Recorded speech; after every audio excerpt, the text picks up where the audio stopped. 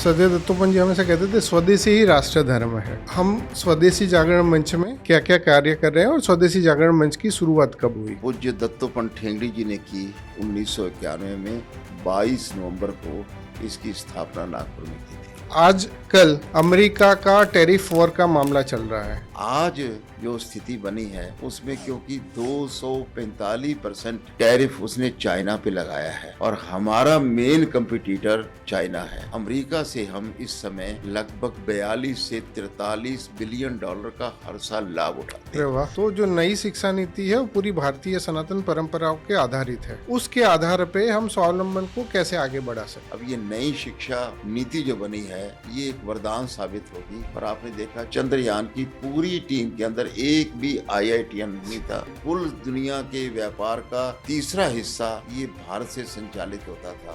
हमारे लोगों का DNA ऐसा है कि व्यापार करते हैं, ईमानदारी से करते हैं, रेपुटेशन अच्छी है। और जिस प्रकार से प्रधानमंत्री मोदी जी ने आप वोकल हुई है लोकल के लिए, वोकल फॉर लोकल और मेक इट ग्लोबल, ये बात दीनदयाल जी भी कहते थे। लेकिन दूसरा शब्द उन्होंने दिया आत्मनिर्भर भारत। तो सरकार है, समाज है, स्वदेशी जागरण मंच है, तीनों मिलकर के एक और बढ़ रहे हैं। इसके अच्छे परिणाम निकलेंगे ऐसा मुझे। स्वावलंबन केंद्र का जितना आप उपयोग कर सके हम उतने हीरो ज्यादा से ज्यादा समाज को दे पाएंगे।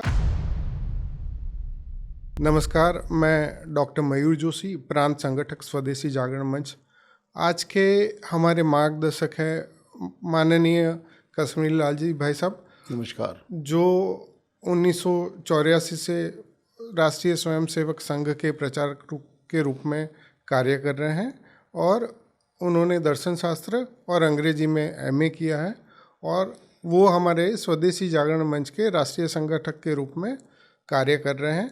उन्होंने आज तक 200 से ज़्यादा विश्वविद्यालयों में युवाओं के बीच में उनको स्वरोजगार की तरफ ले जाने के लिए उनको मार्गदर्शन का कार्य किया है। भाई साहब, आपका बहुत बहुत स्वागत है। जी नमस्कार, मुझे बहुत अच्छा लग रहा है, धन्यवाद।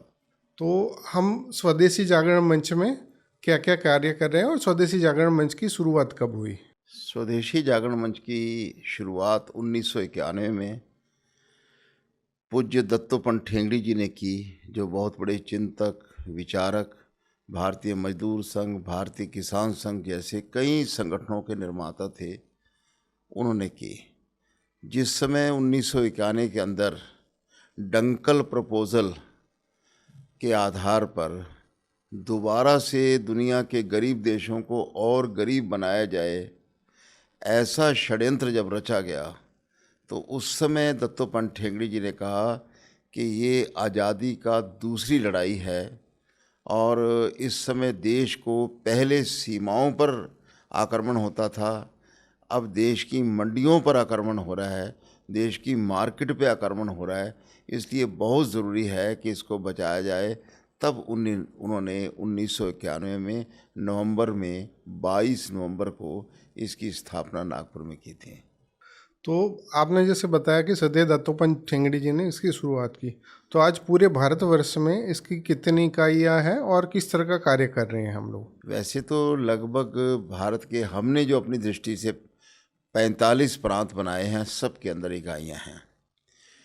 800 के लगभग हम डिस्ट्रिक्ट मानते हैं और 800 में से 600 के अंदर हमारा लगभग सक्रिय काम है, बाकी के अंदर थोड़ा शिथिल काम है। परंतु बहुत सारे समविचारी संगठन इस बात को लेके काम करते हैं, तो ऐसा कहना चाहिए कि लगभग पूरे भारत में व्याप है। थोड़ा सा कश्मीर की जो घाटी है उनके अंदर अभी जाना आना सबका संभव नहीं होता है और थोड़े नॉर्थ ईस्ट के कुछ ज़िले बहुत छोटे हैं, तो हमने उनको मिला करके कुछ बनाया। तो ऐसा करके हमारा एक प्रकार का हर जगह प्रेजेंस है। हमारे जो स्वदेशी जागरण मंच के संस्थापक हैं माननीय सदैव दत्तोपंत ठेंगड़ी जी, उनको मैंने YouTube पे सुना भी है, उनका कार्यकर्ता पुस्तक पढ़ा भी है। उनके जैसे विचक्षण पुरुष जो पूरी भारतीय मजदूर संघ, स्वदेशी जागरण मंच वगैरह के स्थापक रहे, तो उनके विचार से स्वदेशी का निर्माण कैसे हुआ और कैसे कार्य कर रहा है स्वदेशी? ये प्रश्न बहुत महत्वपूर्ण है। किसी किसान को समझ लो तो खेत समझ आ जाता है। दत्तोपंत ठेंगड़ी जी को समझ लो तो पूरा स्वदेशी आंदोलन समझ आ सकता है, और स्वदेशी आंदोलन के साथ साथ जो आर्थिक संगठन चल रहे हैं वो समझ में आ सकते हैं। जहाँ पर पंडित दीनदयाल जी ने काम रोका था, दत्तोपंत ठेंगड़ी जी ने वहाँ शुरू किया था। जहाँ गांधी जी ने रोका था, वहाँ दीनदयाल जी ने शुरू किया था। जहाँ पर चाणक्य ने रोका था, उससे आगे महात्मा गांधी जी ने शुरू किया। तो ये एक बहुत बड़ी श्रृंखला है जिसके लेटेस्ट अवतार कह सकते हैं, लेटेस्ट जो चिंतक हैं वो दत्तोपंत ठेंगड़ी जी थे। ठेंगड़ी जी का जन्म यानी उनकी हमने शताब्दी वर्ष 2020 में मनाया, तो 100 साल पहले उनका जन्म हुआ था। वो आम तौर पर एक बड़े चिंतक के नाते माने जाते हैं, पर मैंने देखा जो चिंतक होते हैं वो अच्छे वक्ता नहीं होते हैं। तो ठेंगड़ी जी की आप यूट्यूब देखिए, आप दत्तोपंत ठेंगड़ी गूगल पर टाइप करिए, उनकी 100 से ज़्यादा यूट्यूब मिलेंगी। एक से एक आकर्षक है, बांधने वाली है। तो बहुत अच्छे वक्ता थे। जो अच्छे चिंतक होते हैं, अच्छे वक्ता होते हैं, वो अच्छे एग्जीक्यूटर नहीं होते हैं। उनके पास इन्हीं दोनों के लिए समय लग जाता है। लेकिन दत्तोपंत ठेंगड़ी जी के पास ऐसा नहीं था। वो बहुत बड़े संगठन करा करता थे।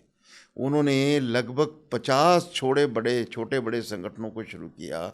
और अगर हमने किसी ने भी वो जो लगान फिल्म देखी हो, तो कैसे ज़ीरो से टीम बनाई जाती है, कि केवल क्रिकेट का नहीं, आज किसी को भी अपनी टीम बनानी हो तो दत्तोपंत ठेंगड़ी जी का मॉडल देखेंगे, कैसे वो टीम को निर्माण करते थे, वो संगठनों को निर्माण करते थे, स्वदेशी का निर्माण किया उन्होंने।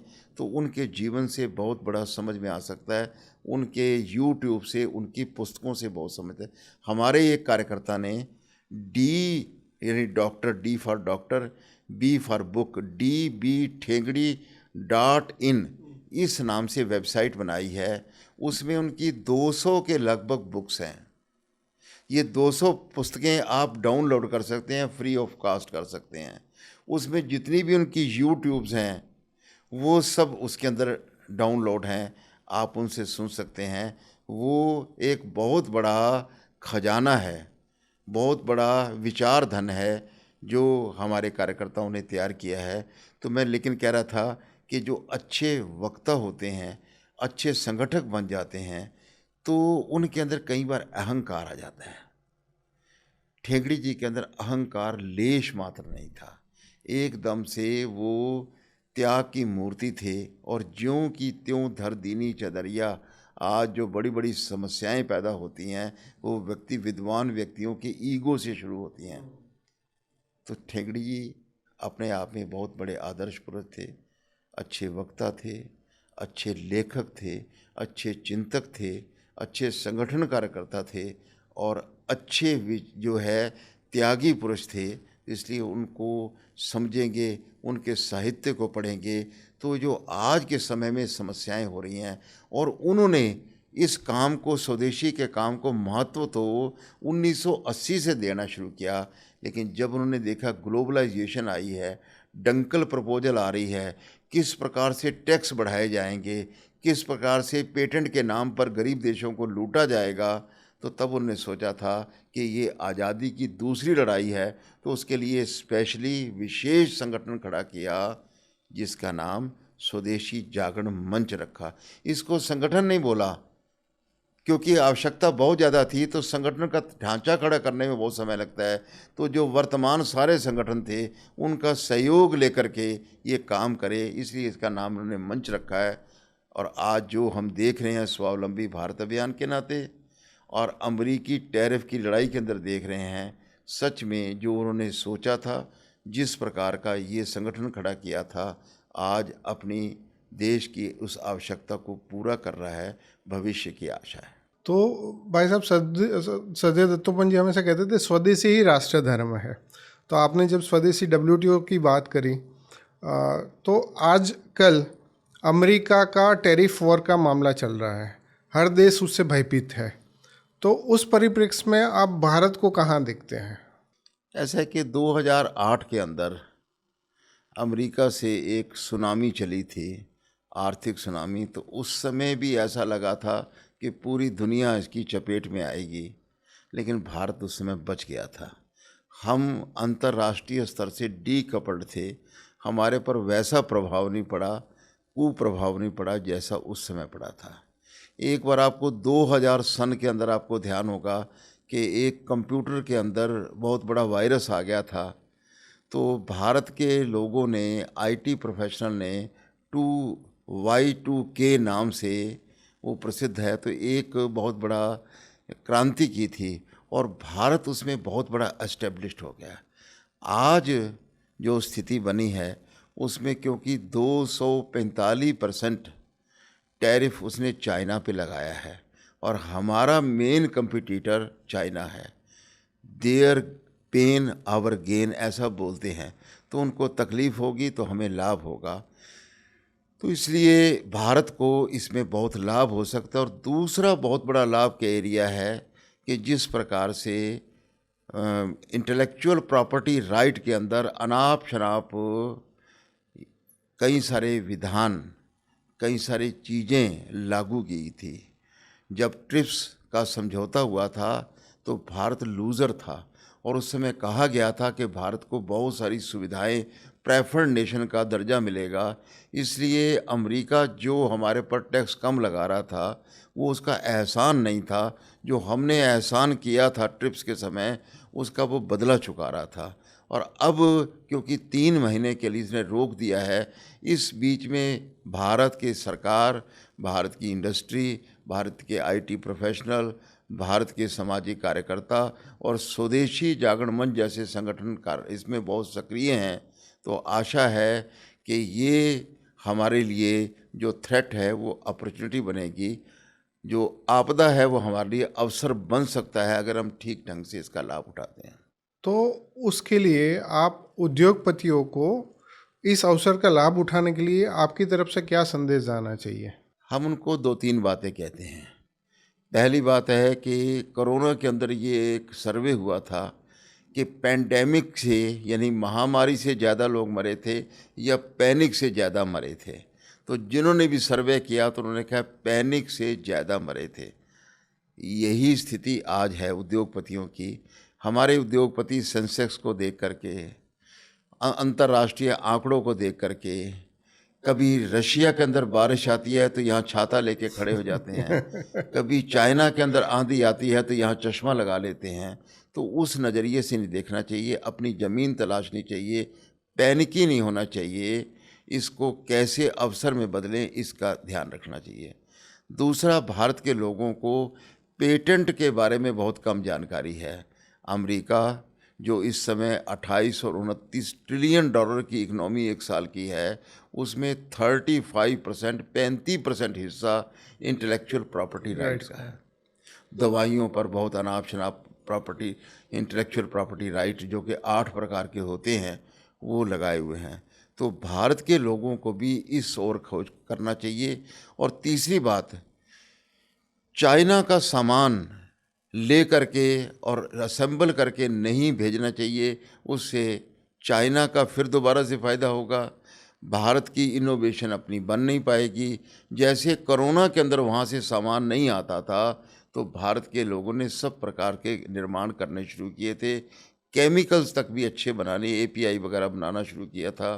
तो भारत को अपनी क्षमता पर, भारत के उद्योगपतियों को अपनी खोज पर, अपने भारत के कंटेंट पर, ओरिजिनलिटी पर और क्वालिटी पर जोर देना चाहिए, तो अंतर्राष्ट्रीय मार्केट बहुत खुलेगी। वैसे आपको बता दूं कि चीन से जहां हम 80, 85 और कई बार तो 90 बिलियन डॉलर का एक साल में घाटा उठाते हैं, अमेरिका से हम इस समय लगभग 42 से 43 बिलियन डॉलर का हर साल लाभ उठाते अरे हैं। वाह! और पिछले कई सालों में ये बढ़ रहा है। यानी जब मैंने वॉच करना शुरू किया तो 18 बिलियन डॉलर से ये अब 42 बिलियन डॉलर का हमें मुनाफा हो रहा है। तो इस मुनाफे को और बढ़ाया जा सकता है। और जैसा भारत सरकार की वार्ता चल रही है 1 to 1 नेशन, तो उसमें से अमेरिका के साथ कई प्रकार के नए समझौते करके और भारत के उद्योगपति इस अवसर के लिए पैनिकी न हो, चाइना का माल दोबारा रिस्ट्रक्चर करके भेजें नहीं, अपने ओरिजिनल कंटेंट रखें और इनोवेशन पर जोर दें। शायद ये बहुत बड़ा अवसर Y2K जैसा ये मिल जाएगा। वाह, क्योंकि भाई साहब हमने जब भी आपको सुना है आपने हमेशा इनोवेशन पे बहुत ज़्यादा भार दिया है कि नहीं, इनोवेशन की तरफ हमें आगे बढ़ना चाहिए। तो इसी परिप्रेक्ष्य में आप स्वावलंबी भारत अभियान में युवाओं के बीच यूनिवर्सिटीज़ में जाते हैं, युवाओं को मन बनाने के लिए कार्य करते हैं। तो स्वावलंबी भारत अभियान क्या है और उसकी शुरुआत कैसे हुई? ऐसा है कि कोरोना के अंदर जब हमने दुर्दशा देखी थी और लोग घरों को भाग रहे थे, रोजगार मिल नहीं रहा था, तो सबका मन व्यथित हुआ था। तो उस समय ये आया था कि ये बहुत बड़ा अवसर है कि जब लोग दोबारा से अपने गांव की ओर लौट रहे हैं, ये होना चाहिए था, गांव की ओर लौटना चाहिए था। लेकिन एक बीमारी के कारण से, एक आपदा के कारण से वो आए हैं। तो जो जो वहाँ टिक सकते हैं उनको टिकाना चाहिए। हमारी डिसेंट्रलाइज्ड इकोनॉमी होनी चाहिए, युवकों को रोज़गार मिलना चाहिए। हमने स्टडी किया कि 7, 8 या 9% बेरोजगारी की दर मानी जाती है भारत की। कहते हैं बहुत बेरोजगारी, इसका मतलब क्या हुआ कि 100 में से 8 या 9 युवा बेरोजगार हैं। लेकिन हम सोचते हैं कि एक युवा अगर नौकरी मांगना वाले बनेगा और ज़्यादा युवा, तो बेरोजगारी की दर और बढ़ेगी। अगर यही युवा ये सोचता है कि मैं अपना काम शुरू करूँगा, तो एक व्यक्ति 2 व्यक्तियों को, 5 व्यक्तियों को एम्प्लॉय करेगा, 10 को भी एम्प्लॉय करेगा। तो अगर 2% युवकों ने भी स्टार्टअप को, जिसका बहुत बड़ा स्कोप है, इनोवेशन का जिसका बड़ा स्कोप है, एंटरप्रेन्योरशिप का जिसका बहुत बड़ा भारत में स्कोप है, इस ओर गया तो बेरोजगारी तो समाप्त हो जाएगी और दूसरा निराशा नहीं आएगी। तो इसलिए हम युवकों को समझाते हैं, केवल नौकरी की ओर मत भागो, उससे डिप्रेशन आएगा। नौकरियां सीमित हैं और पूरी दुनिया जो प्रोग्रेस कर रही है वो एंटरप्रेन्योरशिप के आधार पर कर रही है। भारत कि ये हमेशा से गुण रहा है कि भारत ने स्वरोजगार के ऊपर दिया है। ये तो मैकाले आया, लॉर्ड मैकाले आया, उनको नौकर चाहिए थे, तो उन्होंने ये हमारे यहाँ पर एडिक्शन जैसे नशा दिया, तो उसके शिकार नहीं होना चाहिए। आज हमको लग रहा है कि भारत में जैसे स्टार्टअप की संख्या बढ़ रही है, और एक चेतन भगत लेखक लिखता है कि जो नए नौजवान आगे उद्यमी बन रहे हैं उनकी संख्या बहुत बढ़ रही है, हर एक सर्वे में आ रहा है। तो इसको अगर कैच कर लेंगे तो ये बहुत बड़ा जंपिंग पॉइंट होगा, ये एक पोल वाल्ट जैसा छलांग होगी जो भारत की बेरोजगारी को दूर करेगी, भारत की अर्थव्यवस्था को आगे बढ़ाएगी। तो हम मोदी जी की सरकार आने के बाद हम लोग नई शिक्षा नीति के साथ अभी कार्य कर रहे हैं। तो जो नई शिक्षा नीति है वो पूरी भारतीय सनातन परंपराओं के आधारित है।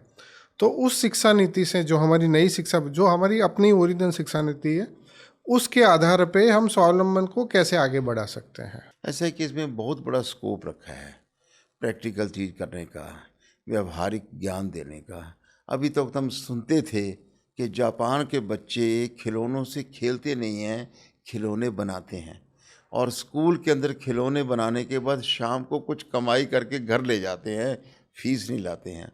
हम देखा करते थे कि भारत से जो व्यक्ति बाहर जा रहा है तो वो घर से पैसा कम मंगाता है, वहीं कहीं ना कोई काम करना शुरू करता है, उससे कमाई करता है। ये हमारी शिक्षा पद्धति में लैकिंग था, ये नहीं थी। जो पुरानी शिक्षा पद्धति अंग्रेज़ों के माध्यम से चली आ रही थी, उसी की लीपापोती करके हो रही थी। अब ये नई शिक्षा नीति जो बनी है, ये एक वरदान साबित होगी। इसके सिलेबस के अंदर भी व्यावहारिकता के, प्रैक्टिकल काम करने के लिए अटल टिंकरिंग लैब के, इनोवेशन के, इंक्यूबेशन सेंटर के बहुत बड़ा स्कोप है। तो अगर इस पर के साथ समाज भी लग जाता है, ये केवल एक लीपापोती नहीं रहती है, तो बहुत बड़ी चेंज इस शिक्षा नीति के कारण से बेरोजगारी के ख़त्म करने में आएगी, ऐसा मैं मानता हूँ। तो इसी उपलक्ष्य में, क्योंकि आपने तो गुजरात में बहुत बार प्रवास किए हैं और आप हमेशा ही कहता है कि गुजरात तो उद्योगपति का एक बहुत बड़ा हब है जो पूरे भारत की वैश्विक इकोनॉमी में अपना बहुत बड़ा योगदान देता है। तो उद्योगपति जो है वो युवाओं को अपने वहाँ कैसे साथ ले और युवा उनको अप्रोच कैसे करे, जिसकी वजह से हम स्वावलंबी भारत अभियान को ज़्यादा सक्षम बना पाएँ। तो उसके लिए आपका क्या विचार है? जैसे श्रीलंका और भारत के बीच में एक राम सेतु है, हाँ जी। वो अगर खुल जाए तो बहुत बड़ा खर्चा जहाज रानी का बच जाएगा। वैसे ही एकेडमीशिया और बिजनेस के अंदर, इंडस्ट्री के अंदर बहुत बड़ा गैप है। जो यूनिवर्सिटी पास में पढ़ा रही है वो पुराना पढ़ाती रहती थी, और जो इंडस्ट्री काम करती है वो नए काम करती है। इन दोनों के अंदर ब्रिज होना चाहिए। इंडस्ट्री को कोई प्रॉब्लम है तो उसको यूनिवर्सिटी में जा कर के और जो रिसर्चर से पूछना चाहिए। नई शिक्षा नीति में ये है। दूसरी बात क्या है कि अभी तक एक आम धारणा थी कि किसी को अच्छा मैनेजर चाहिए तो मैनेजमेंट इंस्टीट्यूट का व्यक्ति वो ढूंढेगा। अच्छा इनोवेटर या टेक्नोलॉजिस्ट चाहिए तो आईआईटी के लड़कों में से ढूंढता था। पर आपने देखा चंद्रयान की पूरी टीम के अंदर एक भी आईआईटीएन नहीं था। बी क्लास और सी क्लास के जो कॉलेजेस थे उनके अच्छे बच्चे थे। तो हमारे पास बहुत बड़ा टैलेंट पूल ऐसा है कि जो बी क्लास और सी क्लास के सिटीज़ में है, जो सामान्य विज्ञान के कॉलेजों में है, और यहाँ तक कि जो आईटीआई बोलते हैं, इसके अंदर भी बहुत प्रतिभाशाली, भारत के लिए जो आवश्यक चीज़ें हैं वो काम करने वाले विद्यार्थी रहते हैं। अगर हमारा उद्योगपति उस आकर्षण से बचे और बी क्लास सी क्लास के युवकों को, ग्रामीण युवकों को, आईआईटी के जो अच्छे बच्चे हैं उनको लेना शुरू करे और अपने यहाँ पर इसको एक इन्वेस्टमेंट का हिस्सा बनाए। आईसीआर तो बहुत कम लोगों को देना पड़ता है, लेकिन हमारे यहाँ धर्मादे की परंपरा थी। तो धर्मादे के अंदर पानी का प्याऊ लगाना आज उसकी कोई ज़रूरत नहीं है, क्योंकि लोग बोतल लेके चलते हैं, पर फिर भी वो करते हैं तो बहुत अच्छी बात है। मंदिर में भी देना चाहिए, धर्मशालाओं के लिए भी देना चाहिए, लेकिन युवाओं को अपने यहाँ पर इंटर्नशिप रखने में वो संकोच करते हैं। उनको लगता है ये फालतू है। तो अगर उसके लिए भी वो धर्मादे में से हिस्सा निकाल दें और उसके साथ बहुत अच्छे ढंग से सलूक करें, तो भारत के जो एकेडमीशिया का और इंडस्ट्री का गैप ख़त्म हो जाएगा। बहुत अच्छे व्यक्ति, अच्छे मैनेजर, अच्छे कारीगर B class C class city में से और सामान्य कॉलेजेस में से मिलना शुरू हो जाएंगे। इस अनटैप्ड टैलेंट को अगर ढूंढा जाए तो दोनों को तृप्ति होगी और भारत की बहुत बड़ी समृद्धि होगी। भाई साहब, ये मुझे लगता है कि मेरे अनुभव से, और मैं जितना सामाजिक क्षेत्र में काम करता हूँ और आपके साथ भी जो काम कर रहा हूँ, ये विचार मैं कहता हूँ इंडिविजुअल सोशल रिस्पॉन्सिबिलिटी के तहत आपने पहली बार दिया है कि जो उद्योगपति है वो ऐसे युवाओं को ढूंढे और उनको वहाँ काम दे। क्योंकि जब हम पूरे भारतवर्ष की बात कर रहे हैं तो हर यूनिवर्सिटी जो डिक्लेयर करती है वो बोलती है कि पैकेज कितना मिला, तो युवा भी सरलता से वो पैकेज के पीछे भाग रहा है। पर वो पैकेज की जगह वो खुद अगर अपने आप को झांक के देखे, आपने जो विचार दिया उद्योगपति को कि उद्योगपति उनके साथ रह के उनकी तरफ से दे, तो ज़्यादा आराम से एक गैप ख़त्म होके वो युवा उस तरफ दौड़ सकता है। तो उस दौड़ने की गति के लिए उसके परिवार का मन कैसे बनना चाहिए, क्योंकि हमारी शिक्षक प्रथा है उसके हिसाब से उस स्वावलंबन की जगह उनको नौकरी नौकरी नौकरी नौकरी ही करते हैं। तो उस प्रक्रिया परिस्थिति में परिवार का मन भी कैसे बनाना चाहिए? देखिए, इसके लिए ये बहुत ज़रूरी है। आपने बहुत अच्छा प्रश्न किया है। और कभी लोग इस प्रश्न से घबरा जाते हैं कि देखिए, लोग बच्चों का मन तो बन नहीं रहा, बच्चों का मन नहीं बन रहा। अगर कोई बीमारी नहीं होगी तो डॉक्टर किसके लिए काम पे होंगे? तो डॉक्टर के पास कोई मरीज आ गया और वो परेशान हो गया, अगर एक मरीज गया और दूसरा मरीज आएगा, उसका काम यही है। हम सामाजिक संस्थाओं ने इन चीज़ों के लिए जोर तभी देना शुरू किया कि ये समाज के अंदर बीमारी है। बीमारी इस सरकार के समय नहीं आई, बीमारी सिर्फ आज़ादी के बाद नहीं आई। बीमारी अंग्रेज़ों के काल के समय, मैकॉले के समय से चलती आ रही है, और अंतर्राष्ट्रीय जो फ्लो है उसके कारण से भी उनको चाहिए, नौकर चाहिए, वो करते हैं। तो ये अगर बीमारी है तो उसके लिए ये अपॉर्चुनिटी भी है। तो डॉक्टर को इस प्रकार से आपने अभी तक क्यों नहीं किया है ऐसा नहीं पूछता है, जहाँ से है वो उसको आगे बढ़ाता है। ऐसे ही इंडस्ट्री वालों को एक विचार करना चाहिए, अगर वो समाज को नहीं संभालेंगे तो सबसे बड़ा शिकार वो स्वयं होंगे। मैं ऐसे बहुत से इंडस्ट्रियलिस्ट को जानता हूँ जिनकी करोड़ों की संपत्ति है, लेकिन उनका बच्चा उनके साथ काम नहीं करना चाहता। वो जाकर के कहीं बेंगलोर के अंदर, कहीं विदेश के अंदर नौकरी ढूंढता है। मैं तो एक ऐसे व्यक्ति को जानता हूँ कि जिसके किराए और जो गैराज है उसमें से 2-2.5 लाख कमाता है, एक बेटा है और वो जाकर के कहीं बाहर नौकरी करता है। पत्नी का भी दबाव होगा, उसके मन का भी दबाव होगा।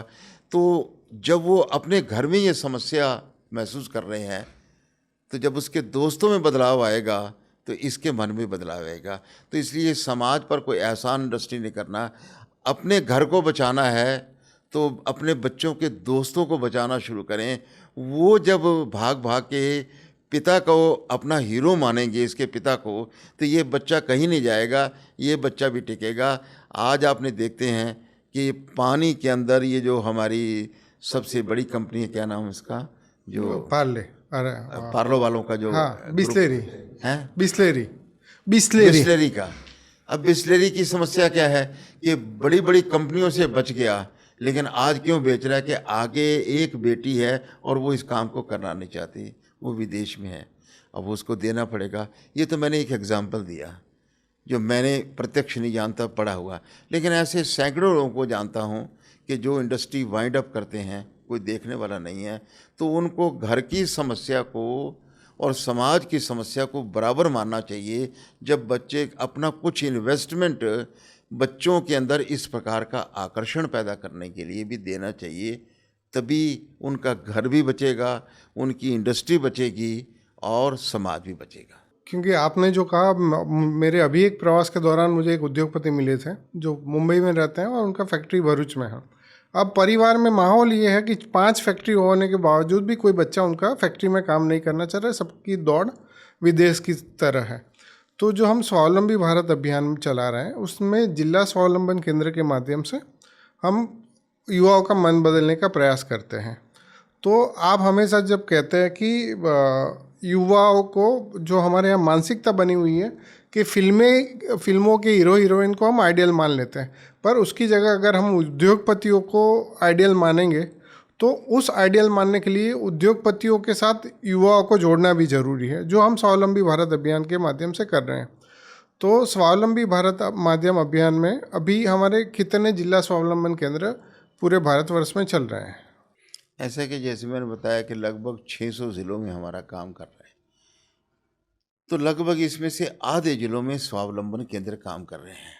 लेकिन लोगों का क्राइटेरिया शुरू में ज़रा ख़राब है। वो सोचते हैं कि यहाँ पर B2C, बिजनेस टू कंज्यूमर आएंगे, एकदम लाइन लगेगी। वो ऐसा नहीं होता।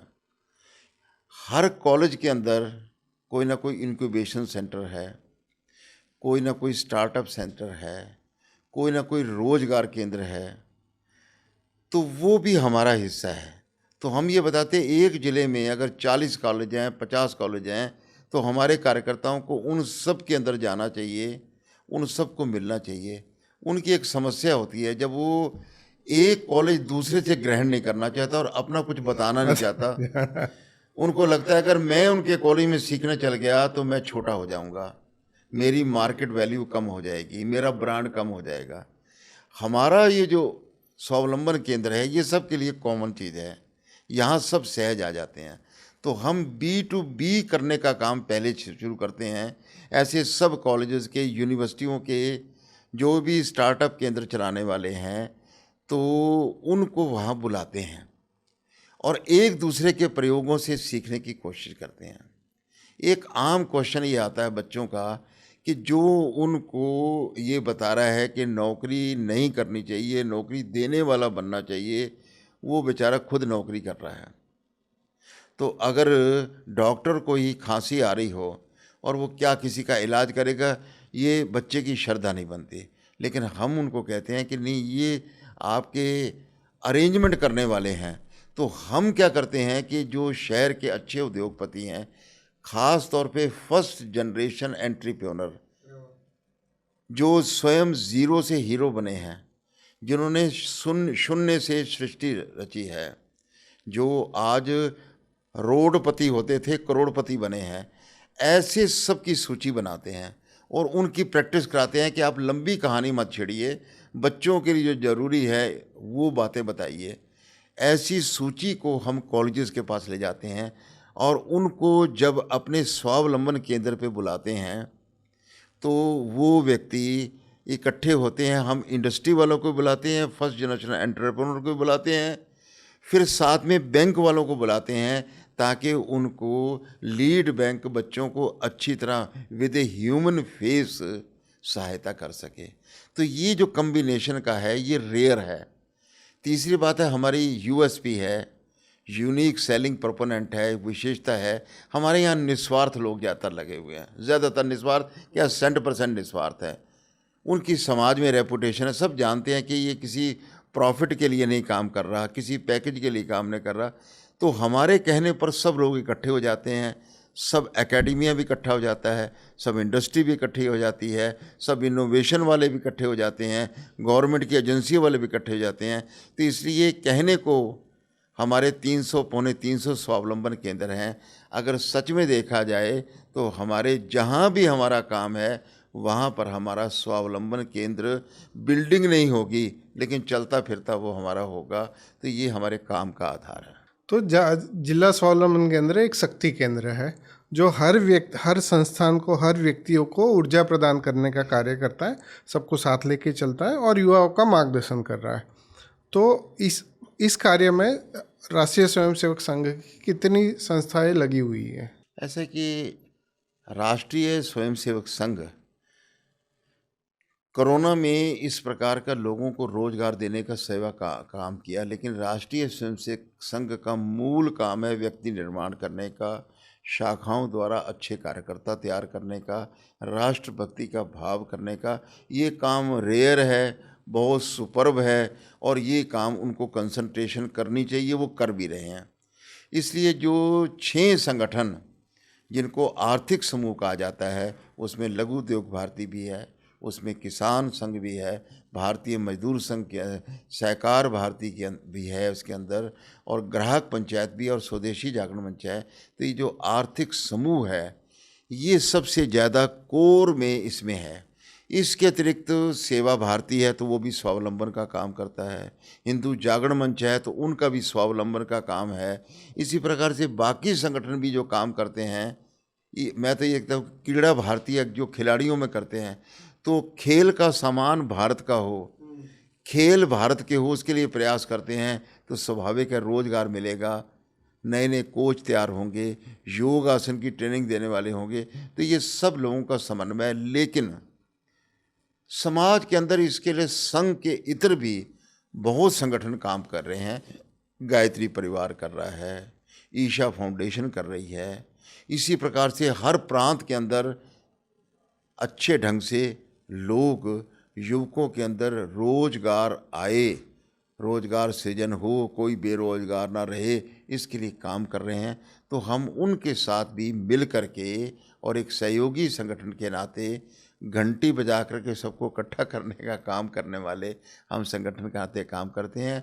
मोटा मोटा कह सकते हैं कि 30 संगठन इस समय हमारे रूप साथ सक्रिय रूप से जुड़े हुए हैं।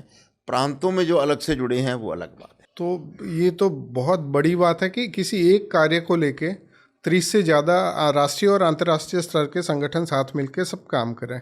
क्योंकि भारत में हम CSR भी देखते हैं, ISR इंडिविजुअल सोशल रिस्पॉन्सिबिलिटी के हिसाब धर्मादा का कार्य हो रहा है, पर इस अलग तरह के धर्मादा कार्य में आपने इतने सारे संस्थानों को जोड़ा है, वो बहुत बड़ी उपलब्धि है। और इस उपलब्धि के माध्यम से हम जो विकसित भारत की परिकल्पना कर रहे हैं कि 2047 तक, क्योंकि एक समय आपसे ही मैंने सुना है, पढ़ा भी है कि हमारा GDP 40% भी गया है। तो उस 40% के GDP जाने के लिए हमारे युवाओं को अब क्या करना चाहिए?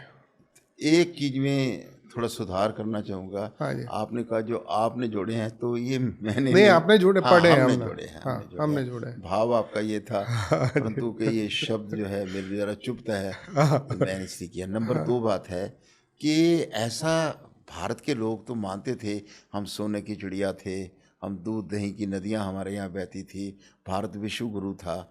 लेकिन पहली बार जो अंतर्राष्ट्रीय स्तर पर ये डेटा आया तो एंगस मेडिसन नाम के विद्वान के द्वारा आया, कि जिसने ये 10 साल की खोज के बाद ये बताया कि भारत 1000 साल पहले भी या उससे पहले भी दुनिया का 32.9% यानी 33%, यानी कुल दुनिया के व्यापार का तीसरा हिस्सा ये भारत से संचालित होता था। तो इतना बड़ा हिस्सा है, आज भी किसी देश के पास, अमेरिका चाहे कितना आगे आ गया, इतना बड़ा हिस्सा नहीं आया है। 106 ट्रिलियन की इकनॉमी में आज भी 28 ट्रिलियन डॉलर का अमेरिका का हिस्सा है, उससे पीछे है, उससे आगे नहीं है। ये काम रहा है। ये बात हम इसलिए गड़े मुर्दे उखाड़ने की बात नहीं कहते हैं या अपना भूतकाल देख करके प्रसन्न होने वाली बात नहीं है। हमारे लोगों का डीएनए ऐसा है कि व्यापार करते हैं, ईमानदारी से करते हैं, रेपुटेशन अच्छी है, दोबारा हो सकता है, ये विश्वास दिलाने के लिए हम एंगस मेडिसन का डेटा कोट करते हैं। लेकिन और भी लोगों ने इसी प्रकार की रिसर्च किया है और उसी निष्कर्ष पे पहुंचा है, आज ये दोबारा हो सकता है। और ख़ास तौर पे इस अंतर्राष्ट्रीय टर्मोइल के अंदर, टैरिफ वार के अंदर फिर से आशा जगी है कि भारत का स्थान दोबारा से बना है।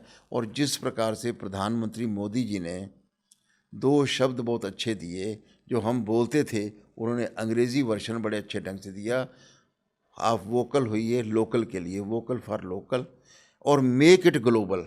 ये बात दीनदयाल जी भी कहते थे। लेकिन दूसरा शब्द उन्होंने दिया, आत्मनिर्भर भारत। तो इस ग्लोबलाइजेशन की आंधी में भी आज जो अमेरिका के राष्ट्रपति ट्रंप ने धुंधभी बजानी शुरू किया है कि हमें फ्री ट्रेड नहीं चाहिए, हमें रेस्ट्रिक्टेड ट्रेड चाहिए, तो मोदी जी ने आत्मनिर्भर भारत के अंदर ये बात कही थी। तो सरकार है, समाज है, स्वदेशी जागरण मंच है, तीनों मिलकर के एक और बढ़ रहे हैं। इसके अच्छे परिणाम निकलेंगे ऐसा मुझको लगता है। वाह। तो इसी परिणाम के अंतिम छोर पे आप स्वावलंबी भारत अभियान के तहत भारत को पूर्णतया विकसित राष्ट्र बनाने के लिए क्या युवाओं के लिए संदेश देना चाहेंगे? एकदम ठीक आपने कहा। सबसे पहला तो युवा को हम कहेंगे कि भी बुजुर्गों से कुछ सीखना चाहिए। वाह। बुजुर्ग आगे जंगल में दौड़ सकते हैं पर रास्ता बुजुर्ग ही बताते हैं, इसलिए उनके पीछे चलना चाहिए, उनका अनुसरण करना चाहिए। नंबर 2 बात, अपना आत्मविश्वास नहीं खोना चाहिए। आज जो नौकरी नौकरी नौकरी, और जब कभी मैं कोटा जैसे स्थानों पर जाता हूँ कि जो नौकरियों की राजधानियाँ बन चुकी हैं या एक प्रकार से बीमारी का केंद्र बन चुके हैं, वहाँ पर जो आत्महत्या करते हुए युवक और युवती दिखते हैं तो मन बहुत दुखी होता है कि भारत का एक युवक जो माँ बाप की आशा है, शादी होने को है तो ससुराल वालों की भी आशा है, वो आत्महत्या करता है तो कितना बड़ा समाज का नुकसान, बुढ़ापे का सहारा माँ बाप का तोड़ता है। तो सबसे पहले उनको ये कहना चाहिए कि पैसा कमाना एक अनपढ़ व्यक्ति भी कमा लेता है। अगर भारत के बड़े उद्योगपतियों की आप बात करेंगे तो अनिल वेदांत जो जिंदल से समूह से लेकर के जितनों तक की आप बात करेंगे, उनमें से ज़्यादातर बहुत पढ़े लिखे नहीं हैं और वो केवल पढ़ाई के बल पे कमाई नहीं कर रहे हैं। आज जो बड़े मकान होंगे किसी कबाड़ी का भी हो सकता है, किसी किसान का भी हो सकता है जो थोड़ा इनोवेशन करता है। तो अगर अनपढ़ व्यक्ति इतना कमा सकता है तो ये केवल कमाई के कारण से रो रहा है कि मेरा आगे क्या बनेगा, नौकरी नहीं मिली तो इसके लिए पैकेज सब कुछ नहीं है, प्रॉफिट बहुत बड़ा है और प्रॉफिट पैदा करना है तो उसके लिए स्टार्ट अर्ली, यानी पैसा कमाना, पढ़ाई के साथ साथ कमाई करना, earning learning side by side करें। नंबर 2 बात, अपने घर के अंदर फ़ोटो फिल्मी हीरो हीरोइन के न लगाओ। फिल्मी हीरो हीरोइन को ऐड देने के लिए जो मजबूर करता है या उनको नचवाता है, वो उसे एंट्री पे उनके लगवाना चाहिए। आज बच्चा जो है इंदिरा नूई की फ़ोटो लगाता है लड़की, क्योंकि उसको बहुत बड़ा पैकेज मिला हुआ है, लेकिन उसको चाहिए कि भारत के श्रीधर वेम्बू का फ़ोटो लगाए कि जो 1 साल के अंदर 2,500 करोड़ का प्रॉफिट कमाता है, 2,500 करोड़ का प्रॉफिट जो नेट प्रॉफिट कमाता है। ऐसे कितने लोग हैं जो सामान्य घरों से है। मैं पिछले महीने 2 महीने पहले जब उनके घर पे गया तो मैंने पूछा आपके पिताजी क्या काम करते हैं? मुझे लगा कि बहुत बड़े इंडस्ट्रियलिस्ट होंगे, तो उन्होंने कहा कि नहीं, वो कोर्ट में क्लर्क थे, सामान्य छोटे से गांव में थे। ऐसे इतने उद्योगपति को देखते हैं, तो मुझे बच्चों को अपने हीरो बदलने के लिए करना चाहिए, प्रयास करना चाहिए, अपने पर विश्वास रखना चाहिए। और आज जो गवर्नमेंट की स्कीमें हैं, बहुत अच्छी अच्छी स्कीमें चल रही हैं, उसके दिमाग में वहम होता है कि यह स्कीम जैसे चूहे को डर लगता है कि ये रोटी जो है हमेशा ये मेरे को फंसाने के लिए फंसाने किया के लिए होगा। दिया है। लेकिन लोग रोटी भारत में वैसे भी डालते हैं, पक्षियों के लिए डालते हैं, सिर्फ उनको शिकार बनाने के लिए लगाते हैं। तो उसी प्रकार से इस समय गवर्नमेंट की बहुत अच्छी अच्छी स्कीमें चल रही हैं, समाज के लोगों की बहुत अच्छी स्कीमें चल रही हैं। अगर फिर भी कहीं निराश हो, उनको रास्ता न पता लगे, तो स्वदेशी जागरण मंच स्वावलंबन किसी केंद्र पर आएँ, वो उनकी आशा जगाएगा, उनकी हैंड होल्डिंग करेगा और इतने सारे संगठन को जोड़ करके तो अपने पर विश्वास रखें, समाज की आवश्यकता को पहचानें। आज के समय के अंदर स्वावलंबन के बहुत स्कोप हैं, ऐसा देखना चाहिए। सरकार भी सहायता करने वाली है, स्वदेशी भी सहायता करने वाला है। तो ये भाव लेके चलेंगे तो जो भाव 1947 से पहले हमारे देश के क्रांतिकारियों के मन में आता था कि हम देश के लिए मरेंगे, आज आत्महत्या के लिए मत लड़े मरें, आज उनको समाज के लिए और अपने लिए, देश के लिए जीने का अवसर है। ये सोचेंगे तो जो आज़ादी का जो 100 साल पूरे हो रहे हैं और जिसको अमृत महोत्सव कहते हैं आज़ादी का, उस पर भारत सच में ही, मोदी जी तो कहते हैं कि 10 ट्रिलियन डॉलर की बनेंगे, कोई कहता है 30 ट्रिलियन डॉलर की बनेगा। भारत उसी प्रकार की इकोनॉमी बनेगा कि जैसे कोरोना के अंदर हमने दवा शिकार करने के लिए नहीं, दवा मैत्री के लिए दी थी, वैसे ही भारत की प्रगति पूरी दुनिया के लिए लाभदायक होगी। इसके हीरो, इसके भगत सिंह, इसके राजगुरु, इसके सुखदेव, ये युवा हैं।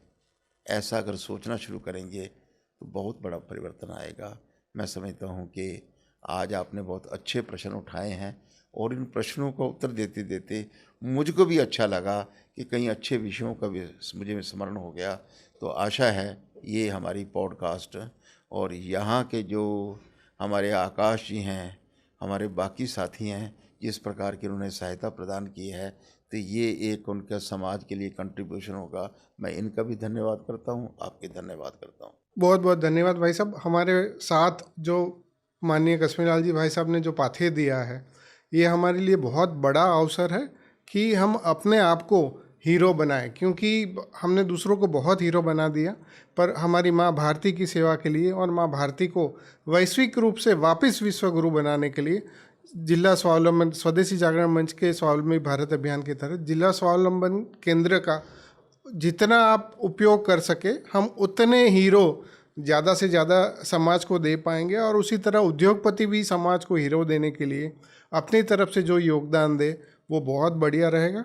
अगर आप हमारे बारे में ज़्यादा जानकारी चाहते हैं तो हमारी वेबसाइट है mysba.co.in। धन्यवाद भाई साहब। नमस्कार। नमस्कार।